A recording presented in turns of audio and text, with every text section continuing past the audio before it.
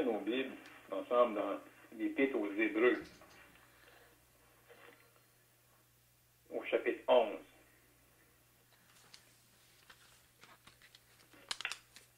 Hébreux chapitre 11, et nous allons débuter la lecture au verset 17.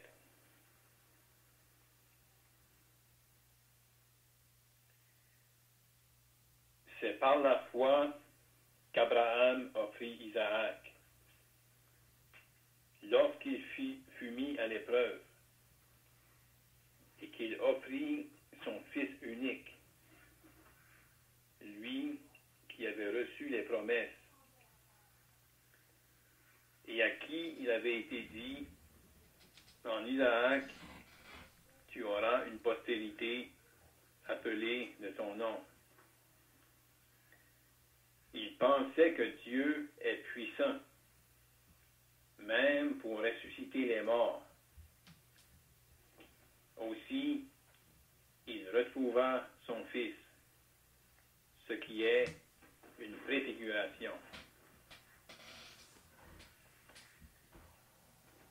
Maintenant, on pourrait aller dans la première épître de Pierre, au chapitre 1.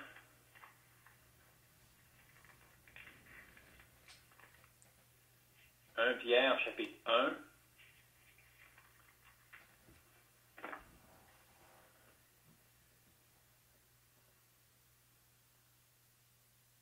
Et on pourrait lire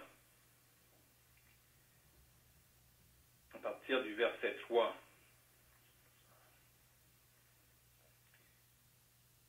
Béni soit Dieu le Père de notre Seigneur Jésus-Christ, qui, selon sa grande miséricorde, nous a régénérés pour une espérance vivante, par la résurrection de Jésus-Christ d'entre les morts, pour un héritage qui ne peut ni se corrompre, ni se souiller, ni se flétrir.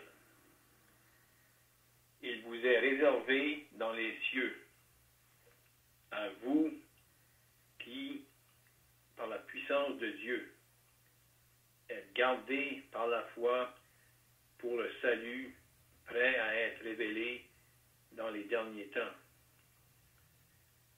C'est là ce qui fait votre joie, quoique maintenant, puisqu'il le faut, vous soyez assistés pour un peu de temps, par diverses épreuves, afin que l'épreuve de votre foi, plus précieuse que l'or périssable, qui cependant est éprouvé par le feu, ait pour résultat la louange, la gloire et l'honneur lorsque Jésus-Christ apparaîtra. Maintenant, on pourrait aller dans l'Ancien Testament, dans le livre de Zacharie, au chapitre 13.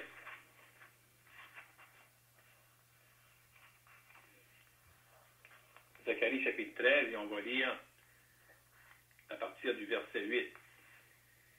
Ici, ça concerne Israël, mais on veut lire le passage pour trouver l'expression qu'on va relier avec ce qu'on a lu dans 1 Pierre, chapitre 1. Donc, Zacharie, chapitre 13, et le verset 8, on peut lire « Dans tout le pays, dit l'Éternel, les 2/3 seront exterminés, périront, et l'autre tiers restera. Je mettrai ce tiers dans le feu, et je le purifierai comme on purifie l'argent. Je l'éprouverai comme on éprouve l'or. Il invoquera mon nom, et je l'exaucerai. Je dirai, c'est mon peuple, et il dira, l'Éternel est mon Dieu. » Et maintenant, pour une dernière portion, on va aller dans le livre de la Genèse, au chapitre 22.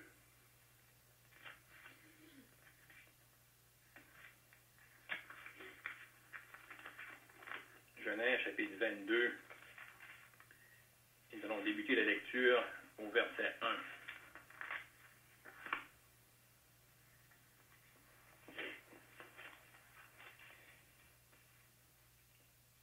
Après ces choses, Dieu mit Abraham à l'épreuve. Il lui dit, Abraham. Et il répondit, me voici. Dieu dit, prends ton fils, ton unique, celui que tu aimes, Isaac. Va-t'en au pays de Morija, et là, offre-le en holocauste sur l'une des montagnes que je te dirai. Abraham se leva de bon matin, sella son âne, et prit avec lui 2 serviteurs et son fils Isaac. Il fendit du bois pour l'holocauste et partit pour aller au lieu que Dieu lui avait dit. Le 3e jour, Abraham, levant les yeux, vit le lieu de loin. Et Abraham dit à ses serviteurs, restez ici avec l'âne. Moi et le jeune homme, nous irons jusque-là pour adorer. Et nous reviendrons auprès de vous. Abraham prit le bois pour l'holocauste, le chargea sur son fils Isaac, et porta dans sa main le feu et le couteau. Et ils marchèrent tous deux ensemble. Alors Isaac, parlant à Abraham son père, dit, mon père. Et il répondit, me voici, mon fils. Isaac reprit, voici le feu et le bois. Mais où est l'agneau pour l'holocauste? Abraham répondit, mon fils, Dieu se pourvoira lui-même de l'agneau pour l'holocauste. Et ils marchèrent tous deux ensemble. Lorsqu'ils furent arrivés au lieu que Dieu lui avait dit, Abraham y éleva un autel et rangea le bois. Il lia son fils Isaac et le mit sur l'autel, par-dessus le bois. Puis Abraham étendit la main et prit le couteau pour égorger son fils. Alors l'ange de l'Éternel l'appela des cieux et dit, Abraham, Abraham. Et il répondit, me voici. L'ange dit, n'avance pas ta main sur l'enfant et ne lui fais rien, car je sais maintenant que tu crains Dieu et que tu ne m'as pas refusé ton fils, ton unique. Abraham leva les yeux et vit derrière lui un bélier, retenu dans un buisson par les cornes. Et Abraham alla prendre le bélier et l'offrit en holocauste à la place de son fils. Abraham donna à ce lieu le nom de Yahvé-Jiré. C'est pourquoi l'on dit aujourd'hui, à la montagne de l'Éternel, il sera pourvu. Le Seigneur va bénir la lecture de ces saintes Écritures. Vraiment, ce qu'on a à cœur de considérer ce matin, c'est le sujet de l'épreuve de la foi. C'est un sujet qu'on a déjà touché, mais encore dernièrement, en lisant, on a été arrêtés. Et le Seigneur nous a mis à cœur de encore considérer cette portion des Écritures et ce sujet-là de l'épreuve de la foi. Dans l'Épître aux Hébreux, comme on a considéré dernièrement, après avoir regardé à ces hommes et à ces femmes-là qui ont, dans leur vie, manifesté la foi. Parce que vous savez, parfois, si on regarde aux Saintes Écritures, puis qu'on regarde à la surface, on pourrait penser qu'il y a une contradiction. Lorsqu'on regarde à l'aspect de la foi, et ensuite on regarde à ce que Jacques amène, puis qui face semble laisser voir qu'on est justifié par les œuvres, en disant, notre père Abraham ne fut-il pas justifié par les œuvres? Mais si on regarde attentivement, on va saisir ce que Jacques veut dire. Et il n'y a pas de contradiction. Mais la foi en Dieu va dicter nos actions. Les actions vont confirmer qu'on a la foi. Et ici, on a un exemple et on va regarder l'épreuve de la foi et faire ressortir 4 choses qui concernent l'épreuve de la foi. On va regarder premièrement la raison de l'épreuve. Deuxièmement, on va regarder à la période de l'épreuve. À quel temps dans la vie cette épreuve-là va venir? Ou les différentes épreuves, parce que la foi est éprouvée, mais elle est éprouvée par diverses épreuves, mais qui vont arriver à différentes périodes dans la vie du croyant. Donc la période ou le temps où est-ce que l'épreuve va venir, une épreuve spécifique. On va aussi regarder la durée de l'épreuve. Puis ensuite, en dernier lieu, on va regarder le résultat, ou qu'est-ce que l'épreuve va produire. Donc, l'épreuve de la foi. L'apôtre Pierre mentionne comment les croyants, ils faisaient face à diverses épreuves. Et ce mot-là, les épreuves, diverses épreuves, si on pourrait dire, c'est des situations où est-ce qu'on est mis au test. Les circonstances que Dieu va faire mettre dans nos vies pour nous mettre au test. Puis ce mot-là, lorsque c'est utilisé par Dieu, c'est jamais dans le but de nous faire tomber. Mais c'est dans le but de faire ressortir la foi. Dieu veut nous amener à lui faire confiance. Et il va permettre des circonstances dans nos vies où est-ce qu'on va faire face à des difficultés. Où est-ce qu'on va faire face à des situations que si on regarde à nos propres moyens, on ne sait pas comment s'en sortir. Puis, pas seulement nous, mais si que les autres regardent, si les autres sont témoins de notre épreuve, ils n'ont pas de réponse d'autres non plus. Encore moins parce qu'ils ne sont pas sauvés. Mais le croyant face à l'épreuve, qui est permise par Dieu, le croyant devrait appeler à manifester la foi. Le but, c'est de démontrer que la foi, parce que les diverses épreuves que Dieu permet, il résume ça comme l'épreuve de notre foi. Et là, ce mot-là, l'épreuve de notre foi, c'est de manifester que la foi est vraie. C'est pour approuver notre foi. Donc, c'est comme si, face aux épreuves que Dieu met devant nous, si on marche par la foi et on lui fait confiance, mais qu'est-ce qu'on dégage?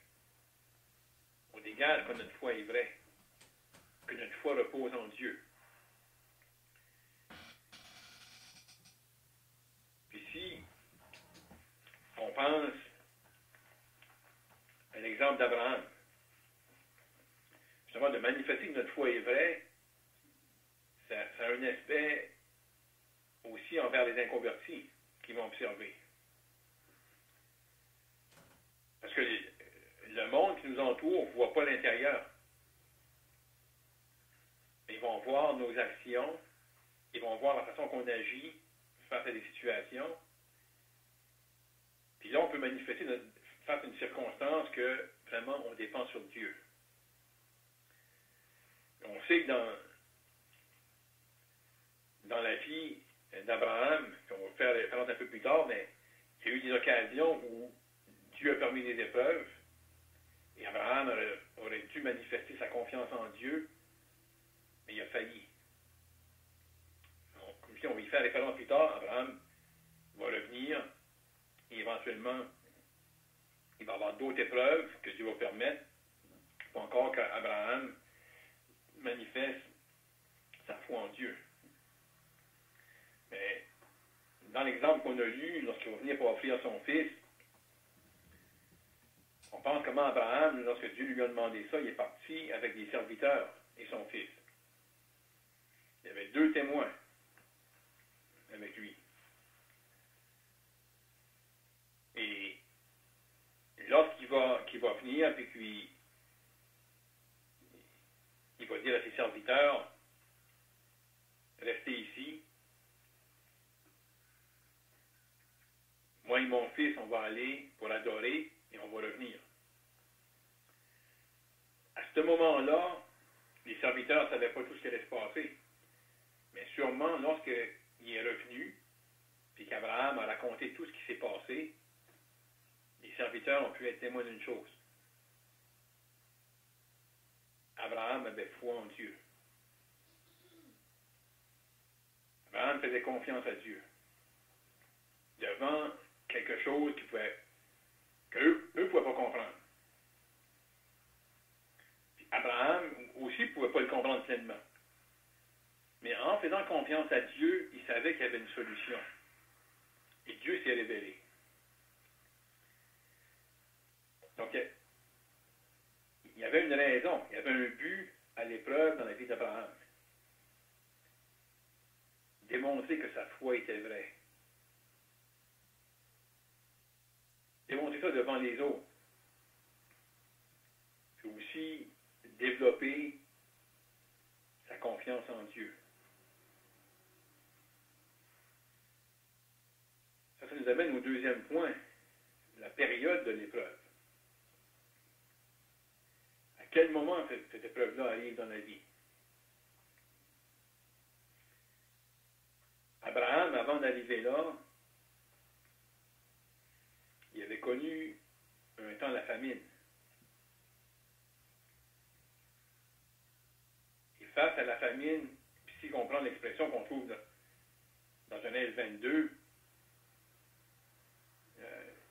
il avait géré l'Éternel pourvoira. Là, il applique dans ces circonstances-là, Dieu va pourvoir un sacrifice. Mais Dieu était capable de pourvoir aux besoins d'Abraham lorsque la famine est venue. Mais Abraham s'est pas reposé sur Dieu. Il est allé en Égypte.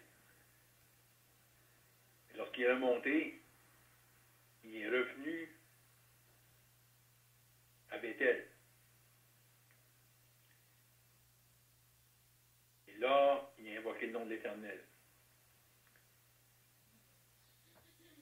Il a sûrement réalisé qu'il n'avait pas fait confiance à Dieu. Il n'avait pas dépendu sur Dieu. Et là, il revient. Puis on n'a pas toutes décrit toutes les diverses épreuves qu'Abraham a connues. Mais Abraham a connu des épreuves qui l'ont fait grandir dans la foi, fait confiance à Dieu. Et là, il arrive à ce point-ci dans sa vie, à cette période-là de sa vie, où Dieu va encore le mettre à l'épreuve. Là, avec une autre épreuve. Mais une épreuve puis chaque épreuve que Dieu avait permis dans la vie d'Abraham, comme chaque épreuve que Dieu permet dans nos vies, en principe, il les permet en sachant qu'on peut passer à travers l'épreuve. une manière à lui faire confiance et à le glorifier. On pourrait manifester notre dépendance sur Dieu, sans comprendre, sans pouvoir tout expliquer, juste savoir qu'on peut faire pleinement confiance à Dieu. Et là, dans la vie d'Abraham, cette épreuve-là vient. À ce moment-là où Abraham va être capable de manifester son entière dépendance sur Dieu. Puis, non seulement sa dépendance sur Dieu, mais lorsqu'il dit aux serviteurs, nous irons pour adorer. Le mot-là, adorer, c'est l'équivalent de se prosterner devant Dieu. Ou en d'autres mots, se soumettre à Dieu. Se soumettre à sa pleine volonté. Dieu demandait quelque chose à Abraham. Abraham va le faire. Il va être entièrement soumis à Dieu. Même si ce que Dieu lui demande, sa première réaction possiblement, peut-être, pourquoi Dieu me demande ça? Il va y avoir toutes sortes de questionnements dans les pensées d'Abraham. On ne peut pas sonder qu'est-ce qu'Abraham a pensé, pleinement. Mais on le voit par ses actions, qu'est-ce qui a été la conclusion de ses pensées. Dieu lui a demandé quelque chose, et là on voit Abraham obéir. Prends le bois, prends le feu, prends le couteau, amène avec lui son fils, amène avec lui 2 serviteurs. Puis lorsqu'il arrive à ce moment-là où il a marché pour un temps, c'est lui qui voit le lieu de loin. Et là, ça nous amène à notre 3e point, la durée de l'épreuve. Parce que vous savez, l'épreuve d'Abraham, ça a commencé lorsque Dieu lui a dit, prends ton fils. Dieu venait de faire sa demande, sa requête. Abraham savait exactement qu'est-ce que Dieu demandait. Il avait très bien compris. Et là, on peut lire l'expression le 3e jour. Abraham levant les yeux et vit le lieu de loin. 3 jours dans la vie d'Abraham. 3 jours avec, dans ses pensées, mon fils va être sur l'autel.